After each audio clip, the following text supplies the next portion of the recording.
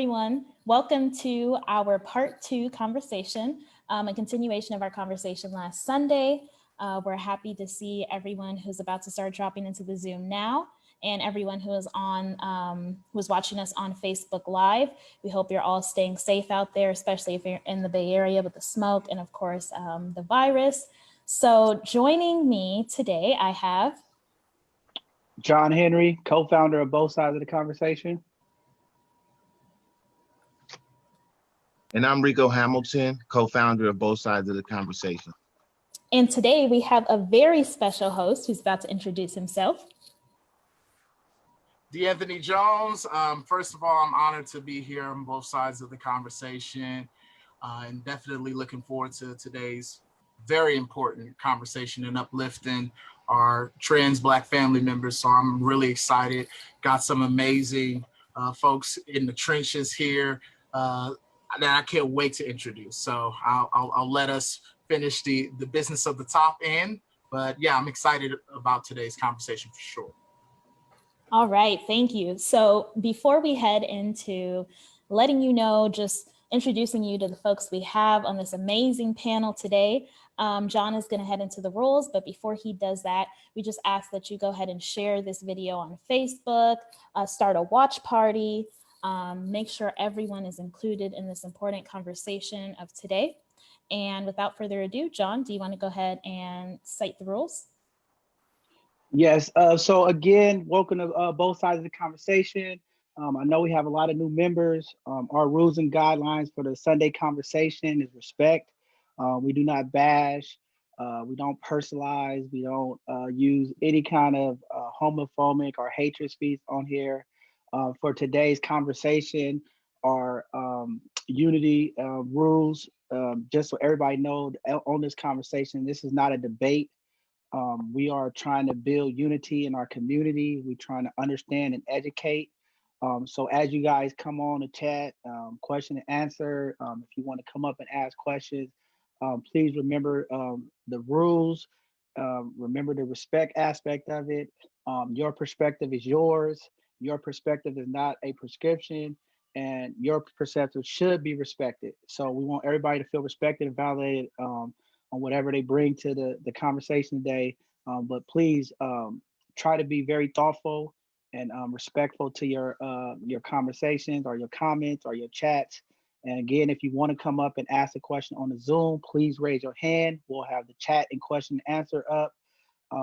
And also, if you want to come up, anyone you're welcome not to put your face up on the Zoom, or if you want to rename your name to come up, that's fine as well. We're trying to engage and bring everyone together.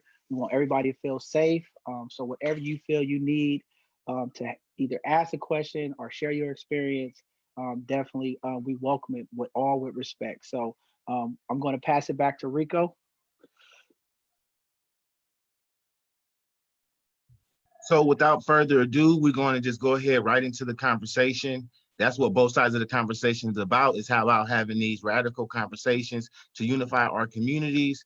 We want to have uncomfortable conversations. We want people to feel uncomfortable because that's a part of healing. That's a part of creating and engaging in conversation to make sure that we can be educated, we can understand each other, we can have empathy, we can have compassion for each other. And that's why this platform was created, was for us as Black people, is to understand each other, be one with each other, be allies with each other, and figure out how can we better support each other. So without further ado, I'm gonna hand it over to D'Anthony Jones. Well, once again, thank you all for being here today. And, you know, I'm just quite frankly humbled, especially coming off of last week's conversation. And, you know, just the overall importance of having these conversations, especially in the context of the times that we're living in, is this idea of promoting radical unity with each other. We, as a Black diaspora, have many different shades, colors, experiences, identities, and struggles. So, you know, I think it's important for us, you know, as you hear some of the stuff in the background, just important for us to really center each other in this movement and really be intentional about moving forward as a people, because we're stronger unified than we are divided. And that's what this is the ultimate end of, cutting down those walls that we put between each other in the Black community, especially in today's conversation, is no different. And I think today's conversation will go a long way in building that radical unity in the Black community, especially with our trans community and our broader LGBTQ plus community.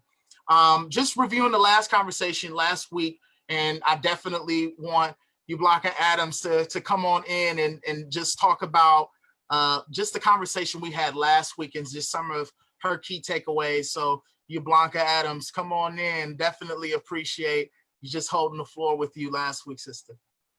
Yes, yes, yes. Welcome. And thank you again for having me on both sides of the conversation. To all of the hosts and guests and our new co-host, welcome. I'm Blanca Adams. I am born and raised a native in the Bay Area, traveled some states and seen some things. My pronoun is she, her. I am a queen first. I'm a woman second, and I am happily married to a woman. So I'm the LGBT, and I personally just love being in love with a woman. And my sister, my wife is an African American woman as well, and so we both last week took a lot away from the conversation. Um, my brother John Henry is one of your co-hosts, and he has always been my brother, and he's always been my support team there. So I want to just, acknowledge my son-in-law out there in the world, Quentin Hadley. Love you, trans, and I want to understand as well. The conversation taken away from last week, how important it is to heal from the wounds and the traumas that we were plagued to have from religion, or maybe it was family that brought you up with the homophobic belief. I also left away feeling very good and confident that I've taught my children to love unconditional. Everything don't look the same. Everything don't dress the same. Everybody don't sound the same.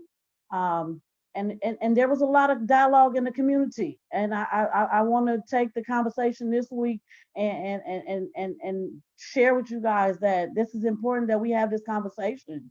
I am a part of the community. I've been a community activist, I think, all of my life. I've helped the bigger African American community, and I also want to include my LGBT because, again, we have educations, we have jobs, we have visions for the whole community. It's not a personal thing. So I'm just here to answer some pressing questions I know a lot of you may have. Um, I am a mother, I'm a grandmother, I have stepchildren, I have a community that I have a lot of resources and questions from. And so today I'm just ready to add on to it that love is love. And just because we don't look the same and we don't sleep with the same people, I think we all on both sides of the conversation want to heal the African American community. So send us your questions, bring the love.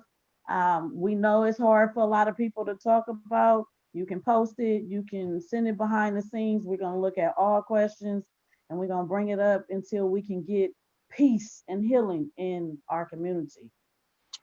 Thank you so much, Blanca, and just once again uplifting that radical unity aspect. And I know that we're centering, a lot of what the trans community has dealt with. And today we have a few of my special friends and just allies in the community.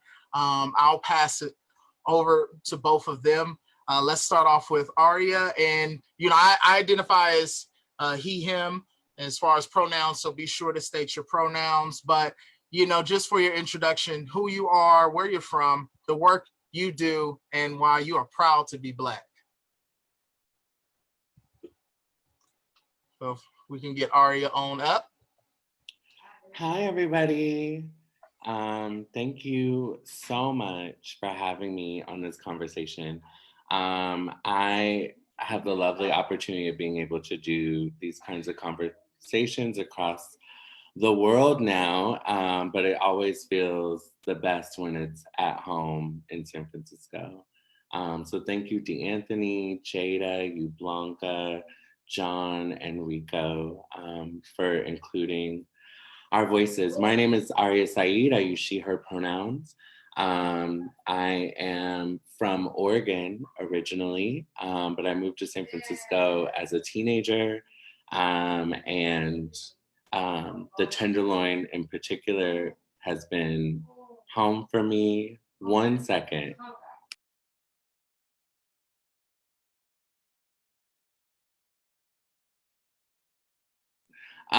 Sorry. And I know what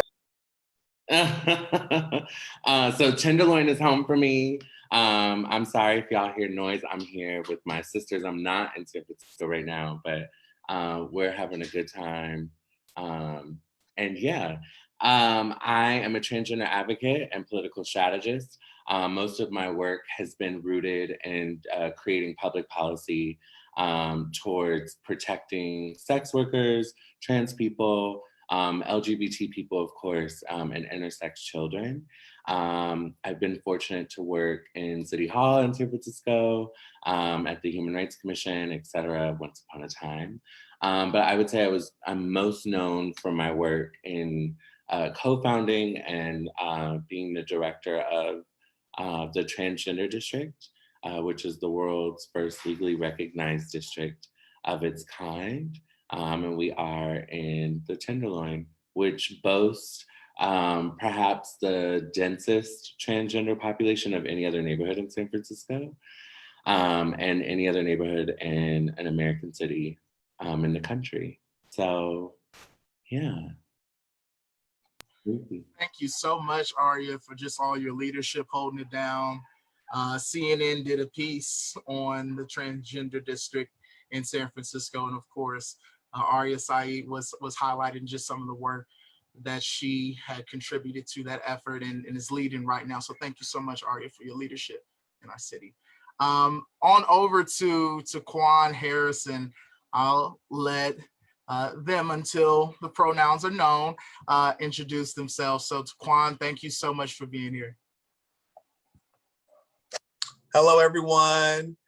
Happy Sunday. Thank you all so much for having me on this wonderful podcast and elevating this very timely conversation around Black unity and centering Black people and, really uplifting equity within the Black community. My name is Quan Harrison. I identify as a queer, non-binary individual.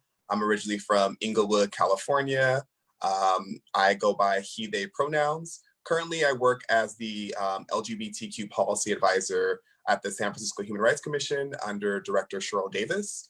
And a lot of my work centers around really addressing the intersectionalities of the diverse LGBTQ community in San Francisco, really focusing on addressing anti-Black racism, in particular with police violence, so public safety, violence prevention, as well as safety and wellness for our communities, because supporting the safety and well-being of any community, which means make sure they have adequate access to food resources, housing support, education access are, fundamental things that folks need in order to fully thrive and be their best selves. I'm also the co-founder of the Queer and Trans Youth United in Power Fellowship, which is out of the mayor's office and is the first workforce development program of the city centering queer and trans youth, particularly Black and brown trans youth of color who face super high rates of disparities in regards to employment access, as well as homelessness and marginally housed populations. And I'm super excited to be here with my Black brothers and sisters and expansive folks to have this conversation. It's a really interesting time to be in city and government, and it's to me, it's a blessing to be able to center my Blackness and Black experience, because you talk about people like Marsha P. Johnson and Angela Davis, and just the whole legacy and lineage of James Baldwin, to have Black trans siblings centered in conversation, uplifting them is just very, it's amazing. So I'm really happy to lend to this conversation and uplifts the greatness of the folks who are doing this work in community. So thank you for having me. Both of D'Anthony, you. Can I just say one thing? Yeah, of course. Damn, you really in the trenches. You really putting in the work. I had to say it like that. I had to put a little Inga Hood. I had to put some Inga Hood on it. So hey, I commend you for all the good work that you're doing. That was, Hey, I want to give you some snaps for that, for sure. And just, Aria and Taquan, if you could answer the last part of that, why are you happy to be Black? Like, why are you proud to be Black? Aria, do you want to go first? I can give it a try. How could I forget that? Blackness for me, it's such a huge piece of who I am. I'm grateful that I don't burn in the sun, that I will never age. I love our resourcefulness and resilience. We can turn water into wine. There's something magical about when we come together to celebrate and have joy, but also to protest and to unite under a cause of abolishing the oppression that we experience as a community. And yeah, just love everything about us. We are the culture. And I think sometimes when we see white celebrities who don our culture as costume, there is an insecurity, but we should know without doubt that it comes from us, that it's not cool until we do it, and that we are the originals, and we should be confident in that. And that's what I love about, one of the many reasons I love being Black, and proud to be a Black woman, a Black trans woman. So yeah. Thank you so much, Aria. Taquan? Yeah, sorry for missing the question originally. I just love our culture.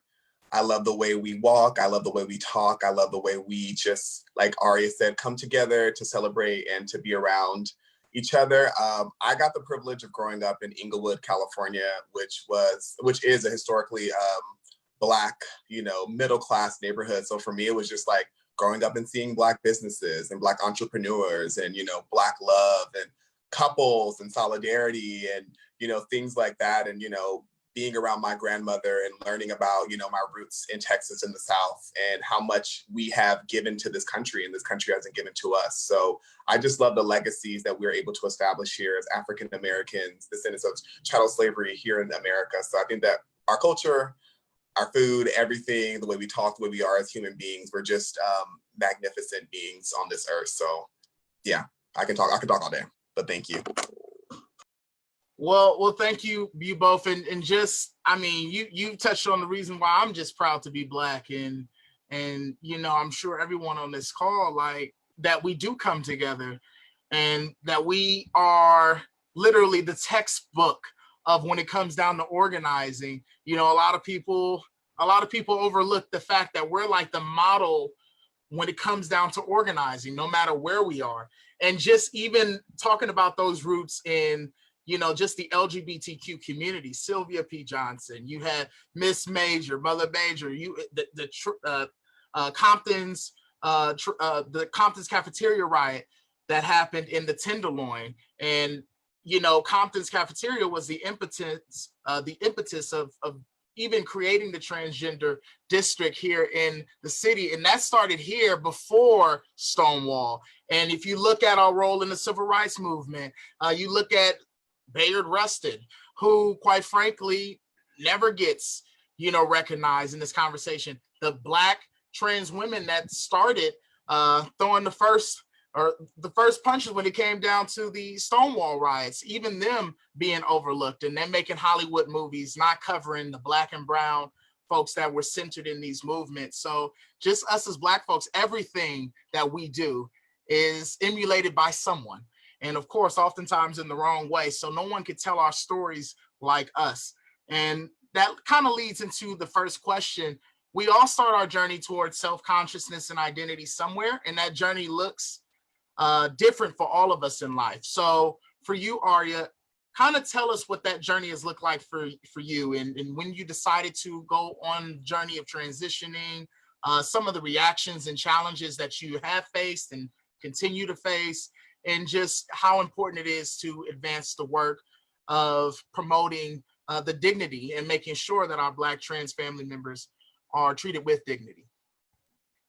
Yeah. Well, when I was born a baby. No, I'm just kidding. Sorry, my sisters are here and they're cracking up. It's an inside joke. No, so not obviously. Why would I do that to myself? When I was born, I was born sex assigned male at birth. And y'all be quiet. I'm filming. Thank you. Okay.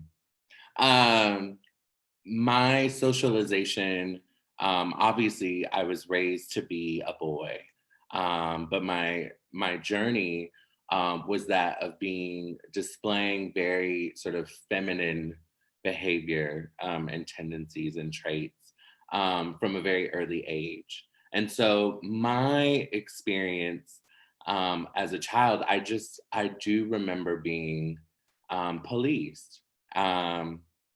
For being feminine. Why you walk like that? Why you talk like that? Why your voice do that? Why you walk on your tiptoes? Boys don't do that. Boys don't sit in the kitchen with their moms. You need to go outside and play with them boys. Like all these ways in which I was never congruent with what I was born to be, right? And so I think when I transitioned, it wasn't a surprise. To my family, I think it was disappointment. I grew up very religious, and I think my family kept holding to this idea that I needed to try to not be who I was innately. That I wasn't trying hard enough. I wasn't praying hard enough. I wasn't reading the Bible enough. I wasn't going to the prayer warriors enough. That I wasn't resisting my urges to put on lipstick or girls' clothing or whatever it was. And I think, I think that is my experience as a child in particular. So I transitioned as a teenager. I transitioned in high school, and I think because of the time that I transitioned in, it was so much different than it is now. I think now we witness, and you all get to see trans people on television sharing our stories with agency, right? And full-bodied experience and narratives. That was not the case when I transitioned. I transitioned around a time when Isis King came out on America's Next Top Model, for those who may remember that time. Shortly after, Laverne Cox would be on I Want to Work for Diddy, season 1. I'm taking y'all back. And so back then, people didn't know what the word transgender was. They just thought I was really, really, really, really gay. Like really gay. And I think, I was definitely the scandal of my neighborhood growing up in Portland. In the Black community is even smaller in Portland, Oregon than it is in San Francisco. So everyone knew my tea because my dad was a bishop. So everybody knew, or anybody who was anybody in the Black community knew. And I really struggled with that. And I struggled with finding my space in Black community, because as a Black trans woman, I think you try to find community with other communities, right? And it was very natural for me to start finding community and non-Black, queer, and trans people, but I never had that 100% feeling of belonging. I still had to translate myself. And, I think as I aged into my 20s, my early 20s, I'm 30, by the way. But as I aged into my early 20s, really seeing that I didn't have to downplay my Blackness, that I could be in fellowship with other Black people, was, I think, a huge experience for me. But I think the reactions were mixed, to answer your question, D'Anthony. I think the reactions, a lot of people didn't understand. But I think a lot of people were also empathetic. And I think now that I'm 30 and I look back, I think my parents, you know, as we watch and witness and experience the world as Black people right now, I think my parents were only doing what they thought was best to maintain my safety. Of course, they were holding on to their beliefs and their experiences, but I think ultimately, you know, being a feminine Black person who was born male and transitions to be a woman, and as we see the magnitude of violence that Black trans people face, in particular Black trans women, I think my parents were just trying to safeguard me to be able to breathe in the world, because the world is already hard on Black people. It's already hard on Black women, and it's especially hard on Black trans women. Thank you so much. And you, Blanca, I see you have a question. You raised your hand. So my question was, and thank you for sharing that. I think we touched a little bit on it last week, that, and I want to know if it's safe to say, but our African American trans community are finding their way of being accepted more in our Caucasian and other counterparts. And I'm trying to make sure, or trying to understand, is that safe to say that that's okay because the population is more accepting? And then how, I want to learn today, like how can we be better in the Black community to accept our trans community and keep you guys included in our conversation, even under the LGBT, because our young, and you're pulled up a very young age, so our young 25 to 40 are expressing themselves in the white communities, and then they're killing us and they're getting us out really on drugs really bad. So how do we change that? And then what was your struggle like, you know, dad and mom, did they ever get past that point, or was it really brutal? Because I'm trying to connect and understand church and trans and how we all can work together. But I have a lot of questions around it, but I want to know, why is it that we always end up finding our way in the Caucasian community and then we don't see our way back out of it? And thank for this conversation, we're talking about it, but I want to see how we can fill in that gap, and so we know how to better support our trans, even from a lesbian point of view.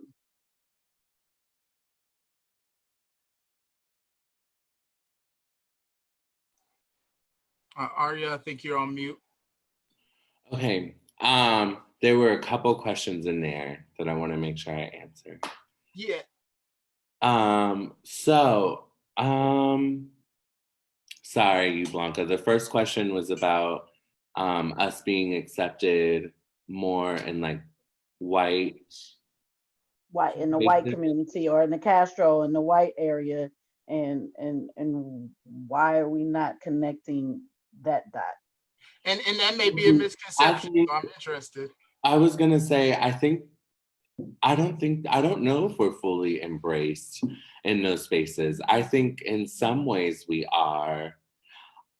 I mean, there's tolerated and there's accepted, right? And so I think my experience has been that I wasn't fully accepted into white spaces either. I think that is the plight of Black, queer, and trans people, is that we end up, if you look at our tradition as people, we end up finding each other and creating our own spaces. So if anyone knows about ballroom culture, pageants, those are all like families of Black, queer, and trans people coming together because we couldn't find a space that fully embraced us, both in our Black families and in these white, queer communities. So I think legislatively and intellectually, a lot of white people tend to be more progressive. But we don't know what goes on in their homes either. I think, you know, in ways when we think about Black families, I think, yeah, I think we have to dig deeper. I think there's a lot of complicated experiences, right? So we find that my experience and my worldview, I witnessed Black cis women who were masculine definitely being more accepted in Black families than I was, right? Like there's a way in which like the studs, you know, tomboys, etc. Like you kind of get a pass, and it's not to say that you don't hear from Big Mama and Mom that, you know, when you gonna live right, when you gonna get married, when you gonna blah blah blah blah blah, right? Like that's not ever to dismiss that, but I think socially, you know, they still get invited to the cookout. They still get invited to the family reunion. Whereas if you're gay or a trans woman or feminine, if you are invited, you're the talk of the whole event. At least that was my own experience. And I think my family in the beginning, of course, they had a limited understanding. And I think religion played a huge role in that. I don't, you know, my mom would often be like, I have to give you to God because I just can't. Right. And that was her way of coping. But as they saw that it wasn't a phase, I think my relationship with my family started to heal a bit more. I think they always loved me. I think they just had a complicated experience and their own expectations for me. They were mourning the ideas that they had projected onto me, that I was going to be a successful doctor with a wife and kids, and you know, like I was going to be very normal. And instead I showed up with platinum blonde hair, like, hey, hi, like they were not having that. Like, and I think they had to grieve that. But I think ultimately I remember my mom and I had a conversation, and she was just like, I love you, and you know, I don't agree with you, but I can't like not live without you. Like you are my child, and I'm trying to understand. And I'm going to try to understand. And I don't agree with it, but I love you, and I can't like exile you or, you know, cross you out. And so I think, yeah, I think as I've gotten a little bit older, yeah, I talk to my mom like at least 2 to 3 times a week. Like it's so much different than it was. And I think we've had our roller coaster of experiences. But I think my family, in the most part, even if they don't agree with me, they still respect me. I wish, of course, that they agreed with me. I think my life is fabulous. I think I'm a great person. You know, I think, yeah, I think all those things, and they know those things. But I think, again, religion and worldview and stuff do shape a lot of our stigma, and culture, right? A lot of our cultural stuff can play a role in how we see each other. And thank you so much, Aria, for answering that and going into detail, into depth. I mean, those experiences are important into the greater idea about Black liberation too. You know, is this idea of liberation only supposed to go to one person or the other? How do we make sure that Black liberation means just that, us living our full and authentic self? So, you know, thank you for sharing that experience. And the thing about you, Blanca's question was this idea of allyship too. And that's where, you know, I wanted to shift to you, Taquan. What has your path towards allyship look like in just being a Black queer individual and supporting the trans community? What has that path look like, and why is it important to serve as allies, and how do you do that? Great question, D'Anthony. And for me, first off, I wanted to start off by saying trust Black women. And when I mean Black women, I mean all Black women. Black women are amazing and are great and are doing this work incredibly. So making sure that in our larger Black space that we're supporting and uplifting Black women. Allyship for me, I want to kind of, troubleshoot the term ally, because I feel like in this space right here in particular, we are talking a little bit about allyship and, standing with our Black trans brothers and sisters and expansive people. But I think that what we really want to get to is being an accomplice, which is meaning actually dismantling and challenging these things within the space, because it's good to be like Black trans lives matter and going to a protest, which we need that, as a part of, the policy process, which is bringing public awareness to these issues. But it's also, when you are at home and you hear these homophobic and transphobic comments, it's you calling those folks out and calling those spaces. Is actually working with our brilliant Black trans leaders within the Bay Area, in San Francisco. It's educating yourself on simple things like pronouns. And I know that it's something that for a lot of people it seems very unnatural, but we use pronouns all the time. And I think that it is a very simple thing to unlearn. And misgendering someone and calling them a he, an it, or giving them the improper pronoun can be very harmful and a very scary situation for a lot of folks. So I think that it looks like doing that internal work. So it's, why do I feel this way about, Black trans people in particular? Where does this hate and this violence come from? And I think that when you get down to it, it's just pure ignorance. You know what I mean? Like Black trans folks are not out harming or, hurting people. It's just that it just challenges your notion, understanding of things. And I think that that's a lot of the internal work that we have to do as Black people to bridge solidarity with folks in the community. And I think that it is, challenging and having these conversations like this to uplift and talk about these things. Because, if we don't get it right, you know what I mean? It's just gonna continue to have this endless cycle of murder and violence. And, we have to already as a community face so much within the larger society with white supremacy, capitalism, and all those different just systems that are just really impacting our people. And I think that, a lot of it comes with being an accomplice, which is, dismantling and challenging those things within our larger space. And also talking about healing too, as well. And how as a community do we, talk about our traumas as people, and where are these traumas that we have as people, causing more violence within our spaces. So I think that this is a part of the work that we need to do as Black people. And then, I think that that's kind of some of the things that I would say. It's education, it's doing the internal work. It's actually, I'm sure that we all have LGBTQ people of expansive experiences within our family. It's talking and meeting with them. It's creating a more safe and inclusive space for them to exist, for them to thrive. And that's pretty much it. I don't think that it's any magic trip or wand or, we need to, do some diversity training or anything like that. It's just kind of coming to it with humility and love, and that we're human beings and we bleed the same blood and we come from the same lineage.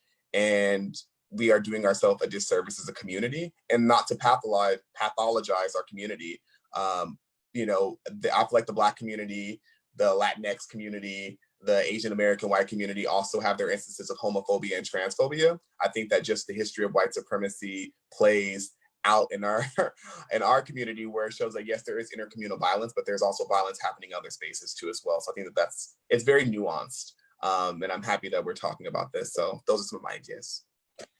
And thank you for uplifting that, because we don't want to pathologize our community. It's just this conversation even about, state violence against, our Black folks in general. This idea that, oh, well, y'all need to talk about Black on Black crime. Well, your statistics show that if you're in community, you're more likely to be not only oppressed, but a victim of violence by somebody that looks like you, because that's how communities operate. So this idea that we're the only ones dealing with this, I'm glad that you raised that we're not. And I think it's important to also hold that in the same hand as us becoming more conscious about how we treat each other. So, thank you for uplifting that, Taquan. And as somebody had taught me, oppression is a virus that we've all been exposed to. And, just this idea of these systems impacting us, because that's what we're seeing play out. So I definitely am glad that we're centering our responsibility to become conscious people.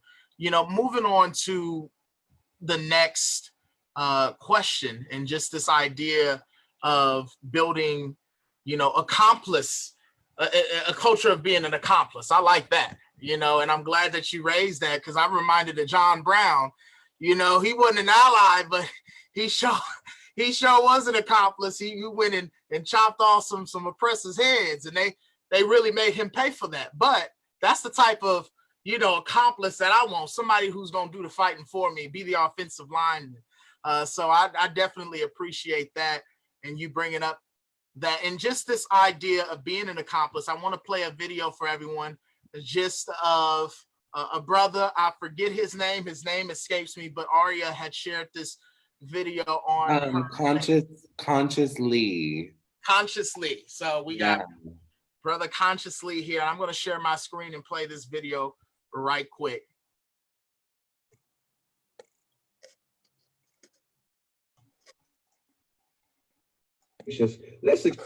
Hey, today on heteronormative contradictions, let's expose how the same dudes that we talking about, man, she transgender, bro, she ought to tell me. It's the same dudes rocking fake necklaces, fake earrings, lying about how much money they got, and driving a car that's really homeboys.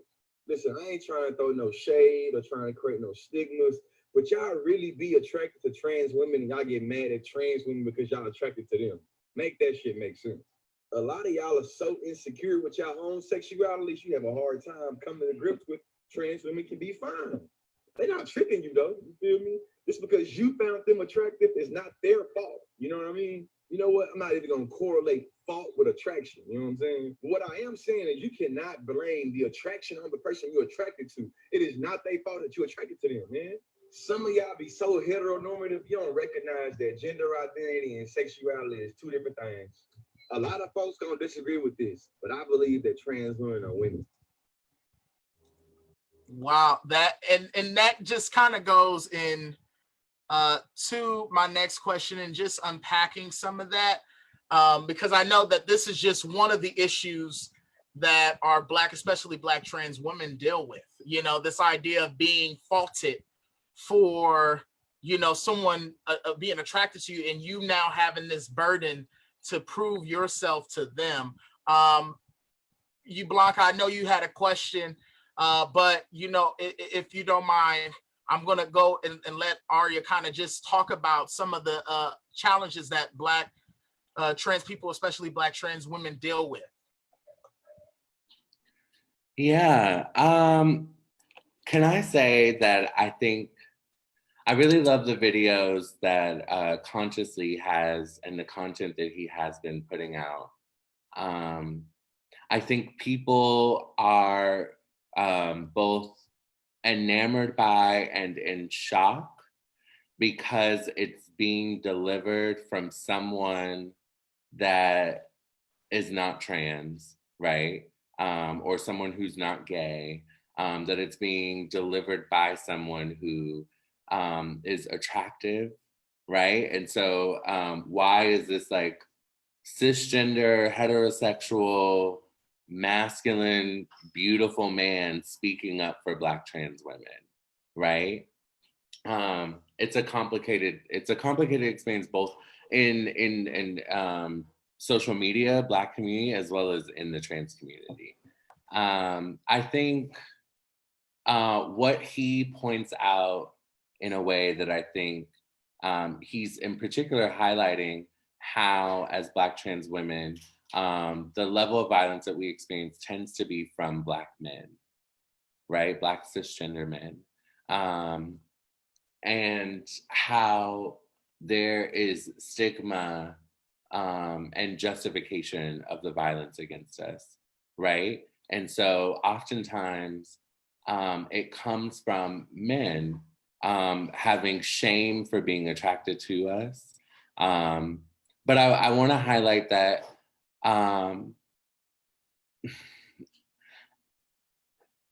most men are trans attracted, right? And I'm gonna boldly say that because between me and my girlfriends here, if I could tell you the list of rappers and basketball players that have been in our DMs, men that we've been in relationship with, both celebrated and like normal, like people would get very upset, right? People cling to this ideal that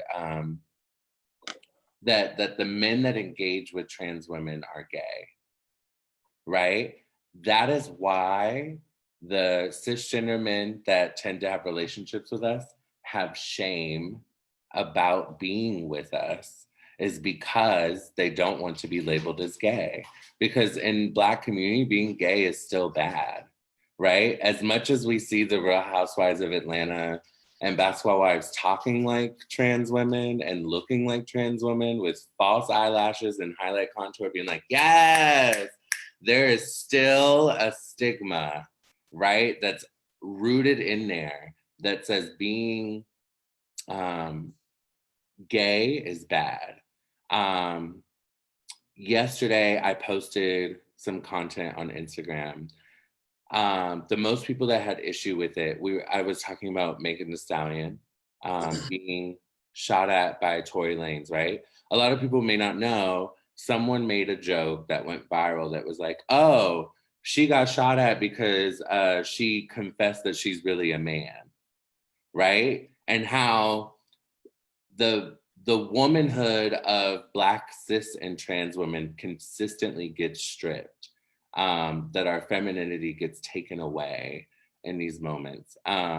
These are just things that I'm downloading, and how we have created and we live in a culture that polices women and their bodies. So a lot of the response that I got was from cisgender women, being like, oh, but you really a man, you're this, you're that. I'm like, girl, like we have more shared experiences than differences, right? We are in a lot of ways different. I'm never denying that, but we have more shared experience and shared struggle. And so, yeah, at present, Black trans women are experiencing a genocide that often Black people do not talk about. I think it's 27 Black trans women have been murdered so far this year. And I wanna express a little bit more about that, because I think it's very easy to think that we're this big community, right? Because people are now having access to us on television or in city hall or workplaces, and it can sort of feel like transgender culture is ever present. Ooh, now they got me now they asking us to say pronouns at work, right? Like these ways in which it can feel like transgender people are everywhere. We're actually a very small population in the United States. We make up less than 1%, right? The United States has a population of over 330 million people. And so less than 1% is a huge, right?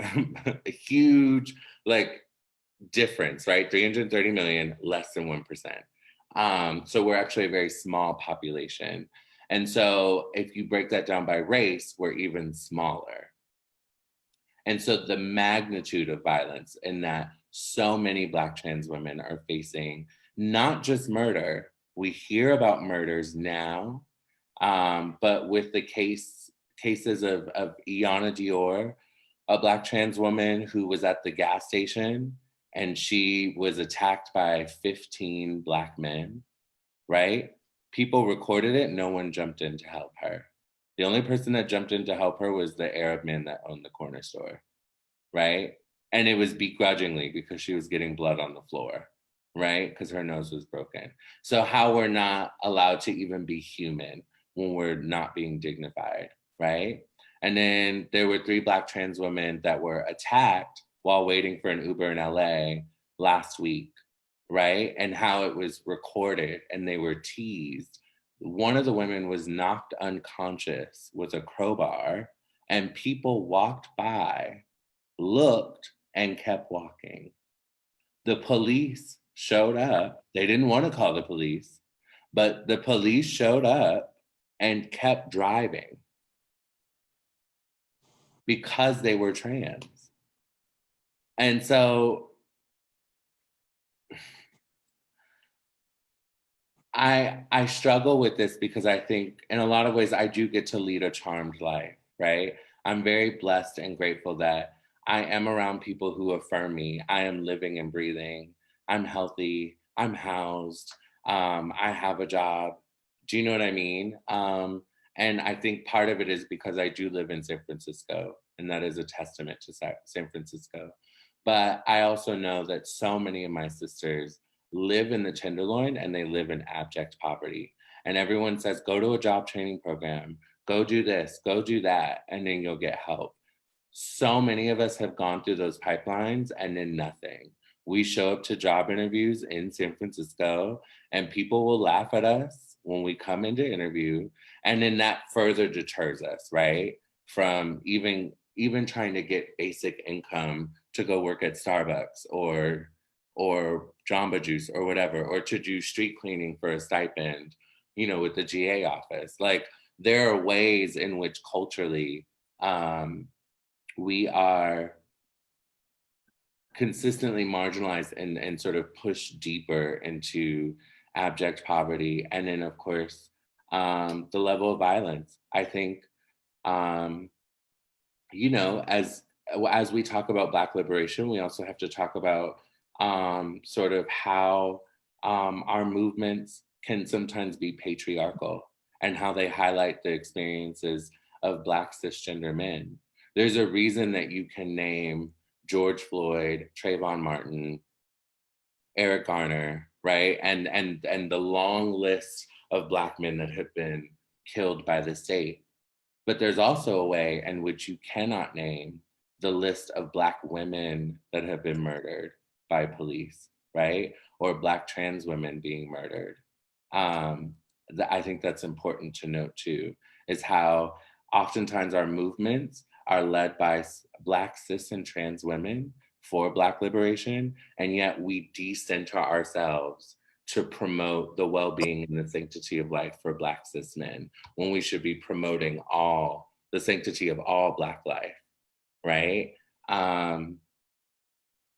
In day-to-day living, I think there is a culture that because Black cis women are particularly marginalized by other women, and there's this culture in which it is okay to make jokes about Serena Williams's body and say that she looks like a man. It's okay to call Wendy Williams Wendell, right? It's okay to make a joke that Megan Thee Stallion might be born male, like if that's her business, that's her business. Or that it was implied that Ciara, the singer, was intersex, right? And how Black women are experiencing their womanhood being taken away over and over and over again. And so then there's a dynamic between Black women, Black cis women and Black trans women, where you'll see, and this is my own worldview, sometimes I'll walk down Mission Street by the GA office and, a Black cis woman, a dude will look at me or try to talk to me, and then a Black cis woman will walk by, oh, that's a man, right? And I'm like, girl, if he don't know, he's still gonna want it. You just helping me. No shade. Like, they all live at some point. I'm just saying. I think, that comes from a place of scarcity and insecurity. And it because of a culture that has consistently attacked other Black women, right? That sometimes it's hard for us to be in harmony with each other. There's also a way in which our culture is patriarchal because in hip hop, which is our pop music, it has become pop music for the rest of the world as well. Bisexuality in cisgender women is always celebrated. Two women together making out, yes, but two men together, no, right? that men have created a culture where it's not okay for men to hug each other or to hold hands or to cry, or those are all parts of our culture that then create toxicity and allowing us to be full-bodied people. The fact that so many celebrated Black men had so much to say about Zaya Wade, Dwayne Wade's transgender child, who is a child, they're like 11 or 12, and they were policing her genitals, her body, right? And having these public discussions on those things. And then months later, Megan Thee Stallion is shot by a Black man that she might be in a relationship with, and no one wants to talk about how oftentimes we are experiencing violence in intimate partner relationships, right? And that's what we should be focusing on.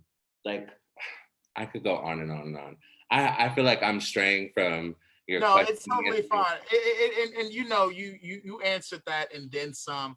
And it kind of actually answered the next question I was going to ask you. But, you know, and as far as Taquan, just actually you, Taquan, in your capacity in the Human Rights Commission, considering all that Aria had uplifted, what does uplifting the Black trans community and the trans community in general look like, both in your government role and in general? Hey, D'Anthony, hey, everyone. I think that it can look like many things, but I can say first and foremost that the San Francisco Human Rights Commission is fully invested in the leadership of trans folks in San Francisco, in particular, Black trans leadership. And that has been said through, you know, our public engagement legislation process, as well as where we also spend our funding and investment. During COVID-19, in the initial phases, and I think in March of this year, the San Francisco Human Rights Commission has given over $100,000 to support Black trans organizations to do COVID relief funds efforts, to help pay for back rent, also for food and grocery resources, to support formerly incarcerated Black trans community members, sex workers, and marginally housed populations. Back in 2014, the San Francisco Human Rights Commission, in partnerships with the SF LGBT Center, did a community violence prevention needs assessment to survey violence against LGBTQ folks, but particularly looking at trans and non-binary community members. And from that was able to get $1.5 million from the add-back process, which is after the board of supervisors, like, you know, once they submit the budget, folks can ask for additional funding, and that funding was housed over at the Human Rights Commission, and we were able to get that funding to support trans Latina, Latinx trans programming in San Francisco, and Black specific and other organizations within San Francisco. So those are some of the things, but Cheryl, Director Davis, meets with our leaders all the time, and with the mayor, Mayor London Breed. They are aware of the, you know, disparities that are going on, in particular against Black trans women. And I heard Aria talking about, you know, things as simple as housing first. Without housing, how can you get a job? How can you take care of yourself? Without housing, how can you, you know, really thrive? As somebody who is a formerly homeless youth, 3 years ago when I first moved to San Francisco, which is, you think that's a long time ago, but it wasn't, you know, it was talking about the difficulties of trying to navigate these systems. So those are some of the ways that we've invested, as well as through my Queer and Trans Youth Fellowship through the Mayor's Opportunities for All initiative through the Mayor's Office, which to me is just policy using my lived experience as a Black, queer, non-binary person navigating the homeless response system and the economic, you know, workforce development models, and trying to, you know, fill in those gaps and put those queer and trans youth within, you know, organizations like the Transgender District. Me and Ari are partnering and hosting some youth there, and at the LGBT Asylums Project in the Mayor's Office and other spaces in San Francisco. So those are some of the ways in which we've supported Black trans leadership, but we can be doing a lot more. And as we talking about like the reinvestment of funding from, over-resourced departments like SFPD and other city departments. We have been working, and I've been meeting with Black, trans, and LGBTQ members to talk about what some of that funding would look like and where would it go to support some of those, impactful policies and programs to really sustain those community members. And it's still workshopping now, but I'm super excited to, continue having those conversations and continue to bring visibility. We're actually hosting an event next Friday at City Hall called Bridging Black Trans Lives, Advancing Racial Equity within the Black community at City Hall. And that's going to be in partnership with Wealth and Disparities in the Black community, San Francisco Human Rights Commission, the Transgender District, TGIJP, Taj's Coalition. And that's going to be a great forum for the Black community to come and stand in solidarity with our trans and non-binary Black community members and also LGBTQ folks. So I'll make sure to share that out too as well. You're going to send us an invite, right? Yeah, I put it in the chat. Of course. Shout out to Aria, shout out to Miss Felicia Jones for holding it down in the community. And definitely, please send the information. You can even put it in the chat, because then I could share it on my page, and I'm pretty sure that the team at both sides of the conversation, you Jada, John, and Rico can also promote it too. And I'm glad you touched on this, because we kind of had talked about this, myself and you, Blanca, last week, with this idea of the Black community, unfortunately, being put in positions where we have to seek dignity on the down low, so to speak. We cannot be our authentic selves, or we penalize each other for trying to be our authentic self, and thus you create these pockets to where, just like Aria had alluded to, you find community wherever you can find it. And oftentimes, it's in a way to where it's like, well, I'm finding dignity, but in the most unhealthy way, because of the fact that I can't get access to this, that, the third. Some of our trans community members, and I know Aria had touched on this before, like even trying to get a job and get basic income, they're turned away. We just literally had a Supreme Court decision in 2020, mind you, that basically said you cannot fire anyone for being transgender. And that's the thing, but you can't get fired if you're never hired. So you can't even get the dignity of getting in the door. And just like talking about how Black community in general has always faced this policing, and we're only perpetuating it on each other right now. Thus, we're pushing each other in a box more and more, and I think the similarities are glaring, right? What the down low is for gay men, or what just even if you're looking at the history of our transgender community, like Compton's cafeteria was literally the only place where the trans community in San Francisco felt safe. So we had issues even here with accepting the trans community. And unfortunately, when we create these systems of oppression, that's what gets perpetuated. Moving right along, in fact, you answered my next question in just this part of the forum and conversation. Next one is basically expanding that idea of why we face these type of oppressions, and the reason why we perpetuate these oppressions on each other is this overall system, right? So, I think it's important to uplift how people under the LGBTQ diaspora, especially our trans community, have to navigate even racism. So with that, Aria, just in terms of walking that balance between a lack of acceptance in your own community, being Black, but also how do you balance that with dealing with day-to-day racism?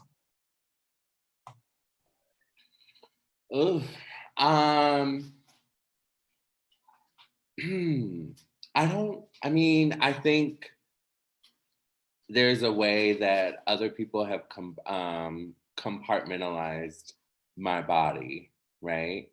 Or the bodies of people with compounded experiences. So not only am I Black, I'm also a woman, I'm also trans, right? And I think those things, and then I'm plus size and other things, right? So those things compounded shape my daily experience in life. I think this is where Dr. Crenshaw's intersectionality is also really important to consider, because the impact of racism may be very different for someone like D'Anthony. It may be very different for Jada. It may be very different for Taquan, you Blanca, John, and Rico, in ways that it also may be different for me. I think I deal with I deal with it in many different ways, in San Francisco. In my career, where people, in day-to-day interactions, and sometimes it's microaggressions, right? We live in a liberal city, so our racism is a bit more hidden, versus when you go to the South, it's a bit more open. I'm in the South right now, and I just saw someone with a Trump sign on their car, and it's open, and I'm not used to that, right? I live in the city where it's behind closed doors. Like, that's the racism is kitchen table talk. It's not pronounced. And so I think, sorry, D'Anthony, the question is how are trans people navigating it, or how am I navigating it? I mean, kind of both, because I know that, I'm just basically trying to paint the idea that, you being a Black trans woman and just the trans community in general, still have the Black trans community has to balance, the oppression they face within community and around community with racism. And I think that's important, because many people think it's all separate, and it's not. And Right. No, people do think it's separate. I think, to Black people, I'm just trans. That is something that I definitely experienced, especially when I was doing advocacy in City Hall. I'll never forget this moment.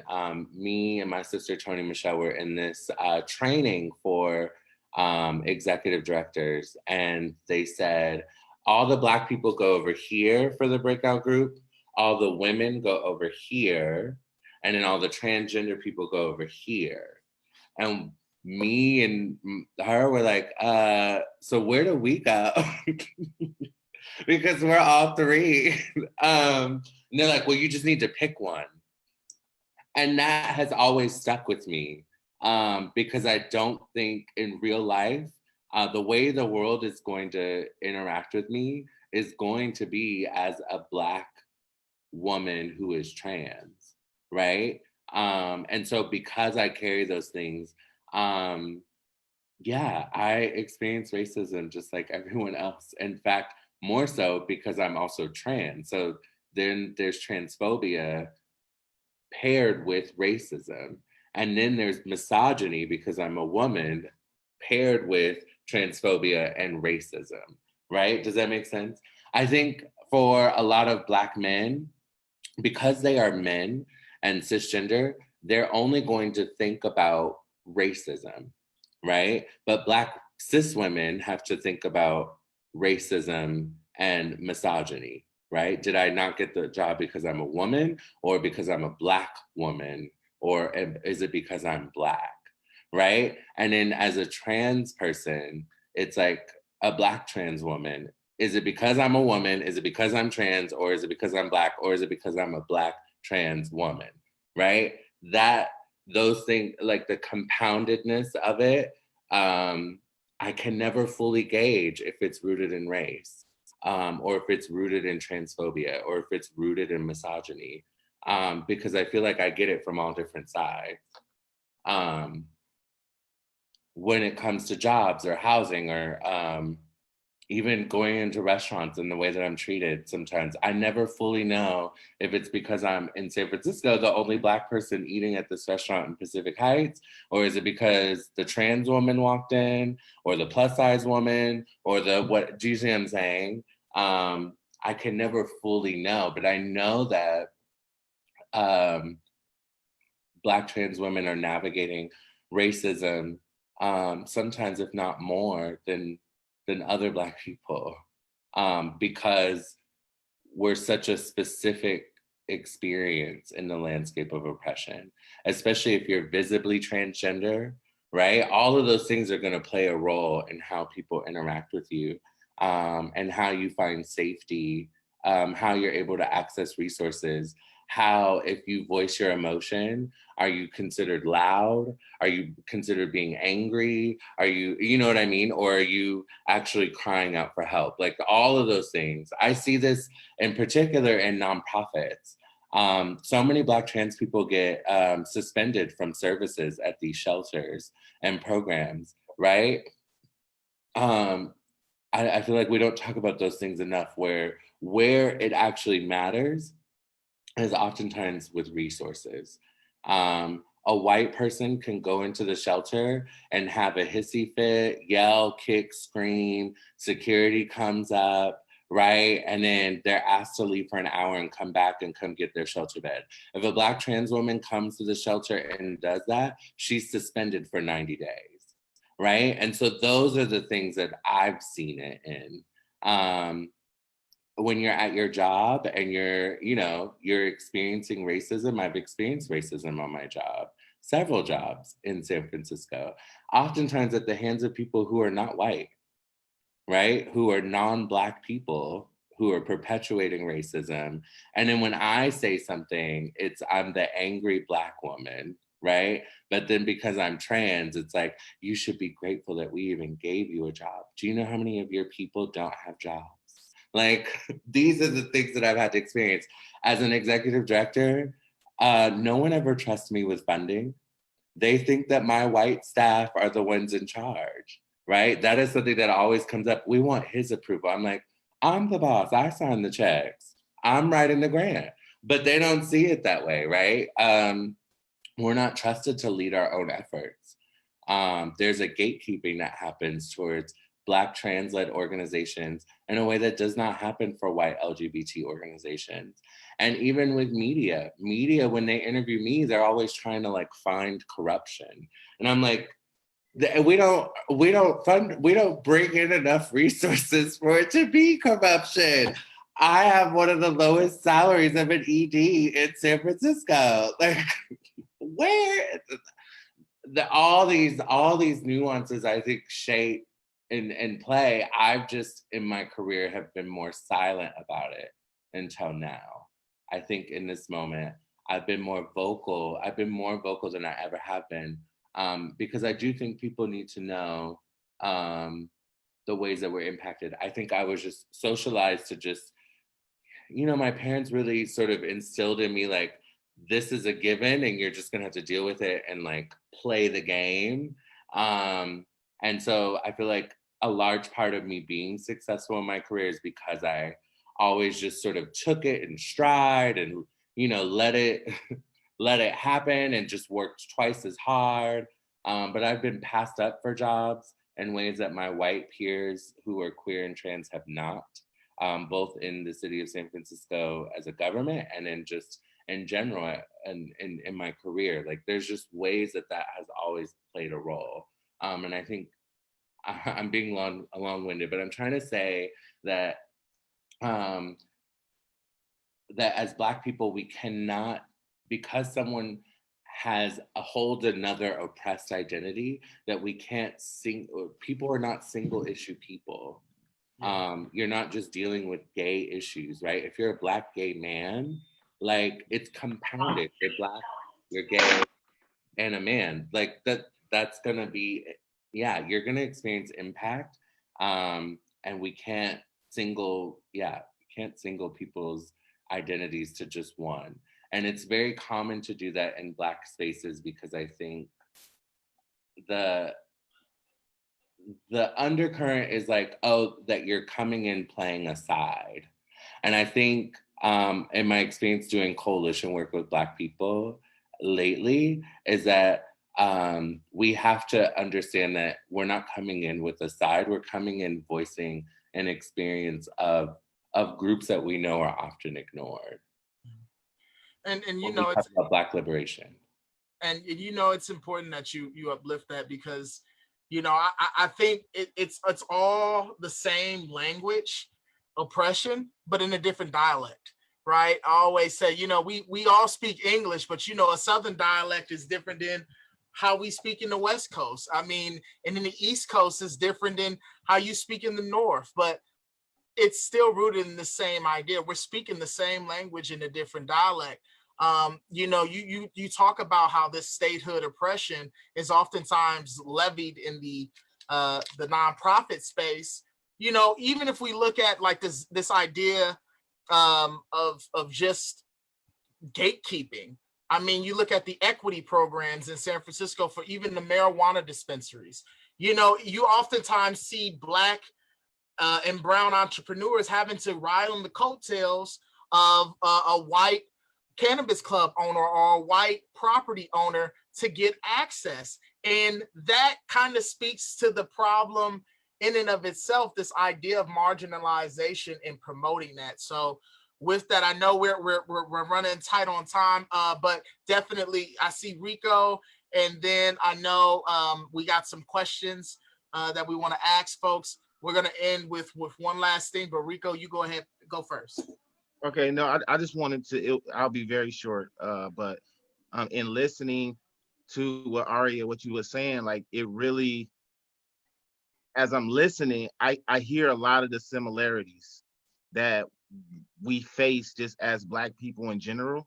And I am very empathetic of just a lot of stuff that I just didn't know. I'm like, wow, like I really didn't know, you know, because sometimes I think we be in our own bubble and we fight for things and we're unaware of everything else that's kind of going on, when we have to figure out like how do we fight for this cause and look at all the causes within this one cause, right? And be better accomplished to these different causes. Because as you were talking, I was just thinking about last week. I even spoke on my experience growing up as a young man in San Francisco, born and raised, and I studied contemporary and ballet dance. And I mean, I posted a video. I don't know if anyone's seen it of me dancing when I was younger, but I mean, I was very, very, very good. Like I went to School of the Arts, and I mean, I had a very prominent career, but I allowed the community to tell me what I should be. You know, like during that time, it's the 80s, and they're saying you shouldn't be wearing tights, you shouldn't be moving your hips like that, men don't dance like that. Like this is like, you know, just because I mean I could naturally do hip hop, but I felt that me going into contemporary or ballet dance would be a little bit more challenging, and I wanted the challenge. And I think that sometimes art, like for me, our people can be our worst enemy. And I say that just to say, like, it wasn't until I moved to Nashville, Tennessee, and I'm going to Vanderbilt University every single day. And I'm going to frat parties and sorority parties, and everyone is white. And I'm like, yeah, I'm the token Black dude. But in those spaces, I was able to be me, regardless of if they really accepted me or not. I was still able to be my natural self without putting on the facade of I'm the hardest man in the room, or I can't dance like how I really want to dance, or be who I really, really am. And I think that when I came back to San Francisco, that's what kind of shaped who I really am. And me being able to say, you know what, like you said, it's okay for me to cry and be a straight man, and all that's fine. It's okay for me to be exactly who I am naturally, regardless of what anyone says. So it's really enlightening to hear you share and kind of just hear some of the similarities that we face in our community, dealing with our people, and then just the systemic issues that we already know that's out there. I'm a real accomplice, so I'll be trying to figure out how can I get involved, and how can I support. Thank Jada, you. I know Jada got a question before she answered the other question. Jada, you want to answer your question? No. I'm gonna keep it going because I wanna make sure we cover all the bases before I jump in. All right. All right. Go ahead. You go. Now I wanted to ask the question because I don't know, and I hope this is the correct way to ask it. I'm trying to understand, you know, with the LGBTQ community, like what is the difference between the transgender woman and the queer? Like I don't understand the difference. I thought it was all one, so I'm just looking for education. Because I didn't really understand it was a difference. I just thought it was the transgender was just one deal. So I need education on that. And then Sure. I just also want to say that I appreciate the education because even me working in the city, the trainings I've had, this is more education I've had than what's been given to me. And I didn't even understand the pronouns and stuff. So like that's new to me. I didn't even know like there was a way you pronounce. So I'm learning a lot. So I just wanted to ask that question because I didn't know. Got it. Sorry. The way you were talking about pronouns was just really funny to me. I want to affirm something. I think there is this tendency to believe that trans people are the experts on everything. And I want you all to know that we are also learning too. So pronoun culture doesn't come from Black trans people. It has come from people who may be Black or white or whatever and have a non-binary experience. And the idea around it was so that you don't have to be the odd person out that needs to announce to the room what your pronouns are. And so creating a workplace culture where everyone says their pronouns was this idea that you then normalize it so that someone doesn't have to always self-advocate, right? Because usually we always have to be the one that's like, hey, I have an access need. Like if you're plus size and you can't fit into the chair at the college lecture room, you then have to go and ask for a chair to be accessible to you, right?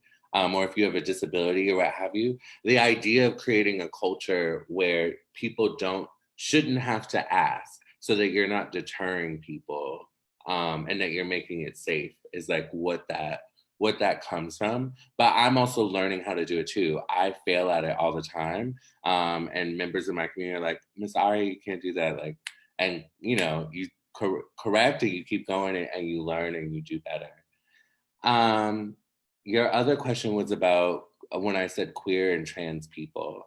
So when I say queer, it's usually, it used to be a negative term, right? So it used to be like a bad word to call someone a queer, but it's been like the word nigga, it's been reclaimed by LGBT people. And so usually though, when in conversation, when someone is saying queer, they're usually referencing a lifestyle or sexual orientation, like lesbian, gay, bisexual, pansexual.